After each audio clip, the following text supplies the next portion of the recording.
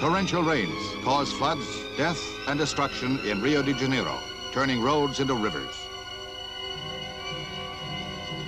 The record rainfall poured 7 inches of water over the city in one day. Soaked hillsides just slid down into the streets, and houses plunged from the heights. One 6-story apartment building collapsed, killing 150 persons. An 18-hour search was a frantic attempt to rescue people buried beneath the rubble, but it was fruitless. At least 224 persons dead and 3,000 homeless in the tragic aftermath. Disaster in the resort city of Rio.